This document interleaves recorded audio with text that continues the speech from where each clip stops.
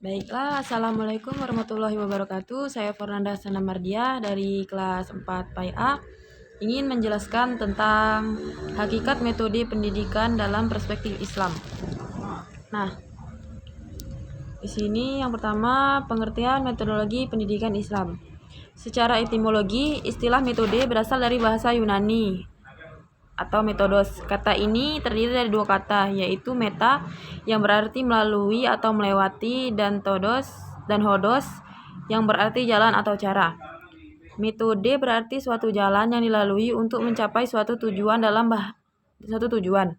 Dalam bahasa Arab, metode disebut juga sebagai tarikat. Dalam Kamus Besar Bahasa Indonesia, metode adalah cara yang teratur dan terpikir baik-baik untuk mencapai maksud. Sehingga dapat dipahami bahwa metode berarti suatu cara yang harus dilalui untuk menyajikan bahan pelajaran agar tercapai suatu tujuan pengajaran.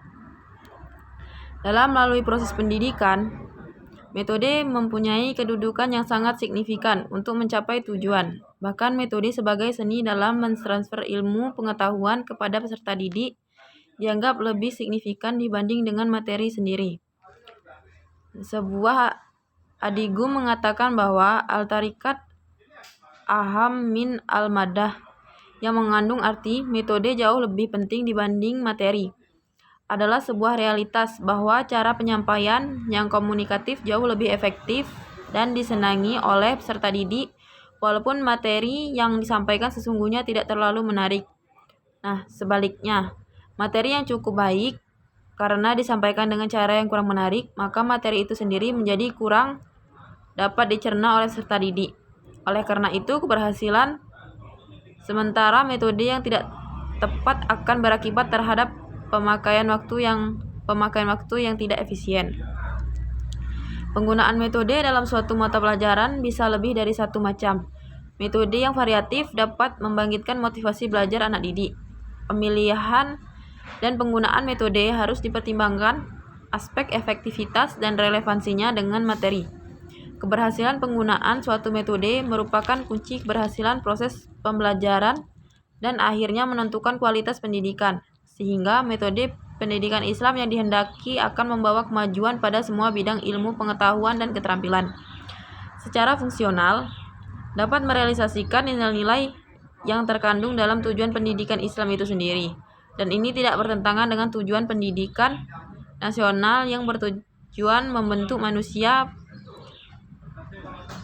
yang bertakwa kepada Tuhan Yang Maha Esa. Nah, yang kedua ini macam-macam metode pendidikan Islam. Beberapa macam-macam metode pendidikan Islam antara lain yang pertama metode ceramah. Metode ceramah adalah metode penyampaian materi pelajaran kepada siswa dengan cara penuturan lisan secara langsung yang didengar oleh peserta didik, baik dalam skala kecil ataupun jumlah besar. Dalam pendidikan Islam, metode ini sudah digunakan sejak zaman pendidikan Islam, yakni pada pendidikan masa Rasulullah SAW dan para sahabat hingga kini. Metode ceramah ini masih terus dipertahankan karena memiliki kelebihan tersendiri, di samping juga ada kelemahan dalam aplikasi di kelas. Beberapa alasan mengapa metode ceramah menjadi tepat untuk dipraktikkan, yaitu apabila guru menyampaikan fakta dan pendapat yang tidak tertulis di dalam buku atau naskah. Yang kedua, apabila materi pelajaran yang harus disampaikan terlampau banyak sedangkan waktu sangat terbatas. Yang ketiga, apabila guru adalah seorang pembicara yang komunikatif dan persuasif. Yang keempat, apabila guru ingin memperkenalkan pokok pelajaran yang baru dan menghubungkannya dengan materi sebelumnya. Yang kelima, apabila guru ingin merangkum materi pelajaran yang telah dipelajari. Yang keenam, apabila jumlah siswa terlalu banyak sehingga materi sulit disampaikan dengan metode lain. Nah, yang kedua, metode diskusi atau musyawarah. Metode diskusi merupakan sebuah metode yang menyajikan pelajaran melalui proses pemikiran kritis dan teliti tentang suatu masalah tertentu dengan jalan bertukar pikiran, bantah-membantah, dan memeriksa dengan teliti hubungan yang terdapat di dalamnya, dengan menguraikan, membandingkan, dan mengambil kesimpulan. Melalui metode diskusi untuk masalah tertentu bisa dijumpai lebih dari satu jawaban yang seluruhnya dapat diterima kebenarannya.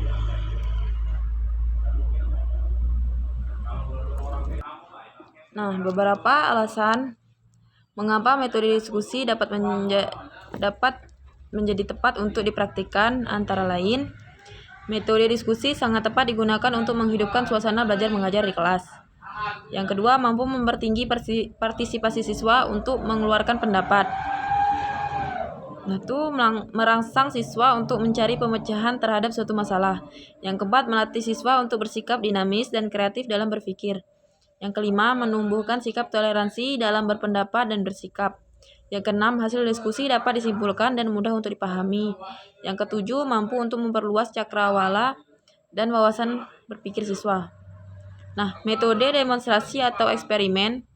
Metode demonstrasi adalah metode mengajar dengan menggunakan media atau alat peraga untuk menjelaskan suatu konsep atau materi pelajaran tertentu, atau untuk memperlihatkan bagaimana melakukan dan jalannya suatu proses kepada siswa. Jika demonstrasi penekanannya terletak pada memperagakan bagaimana cara proses tertentu, maka eksperimen adalah melakukan percobaan atau mempraktikkan secara langsung dengan cara meneliti dan mengamati dengan baik. Beberapa ini alasan mengapa metode demonstrasi dan eksperimen tepat untuk dipraktekkan. Yang pertama, apabila pelajaran bertujuan untuk meningkatkan keterampilan tertentu pada siswa. Yang kedua, untuk memudahkan siswa memahami materi yang panjang. Terus, untuk menghindari verbalisme yang berlebihan dalam pengajaran. Yang keempat, menjadikan siswa aktif, kreatif, dan terlibat langsung dalam percobaan atau pengamatan.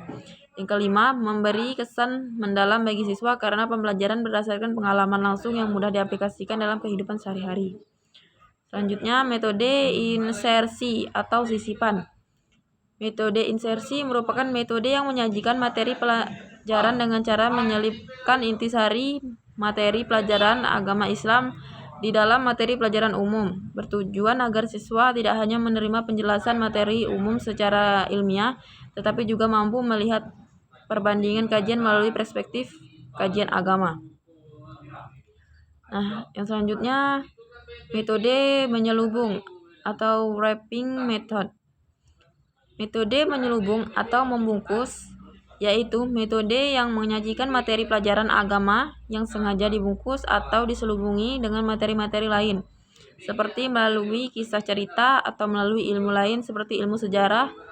Metode ini memasukkan secara terselubung norma agama melalui materi umum. Misalnya, seorang guru mengajar sejarah perang Panderi yang mengisahkan kepahlawanan Tuanku Imam Bonjol atau sejarah yang lain. Maka di dalam kisah tersebut dapat disuntikan nilai-nilai keimanan dan ketauhidan kepada Allah Subhanahu wa taala. Yang selanjutnya, metode inquiry. Metode inquiry merupakan metode pengajaran yang dilakukan dengan cara menyuguhkan suatu peristiwa yang mengandung teka-teki atau permasalahan kepada peserta didik, sehingga peserta didik terdorong mencari pemecahan masalah tersebut. Nah, selanjutnya, urgensi metode pendidikan Islam. Dalam proses pendidikan Islam, metode mempunyai kedudukan yang sangat penting dalam upaya pencapaian tujuan, karena ia menjadi sarana yang bermakna materi pelajaran yang tersusun kurikulum pendidikan sedemikian rupa sehingga dapat dipahami atau diserap oleh anak didik menjadi pengertian-pengertian yang fungsional terhadap tingkah lakunya. Tanpa metode, suatu materi pelajaran tidak dapat berproses secara efektif dan efisien dalam kegiatan belajar mengajar menuju tujuan pendidikan. Nah, baiklah, sekian dari hasil penjelasan dari saya. Lebih dan kurangnya saya mohon maaf. Saya akhiri. Wassalamualaikum warahmatullahi wabarakatuh.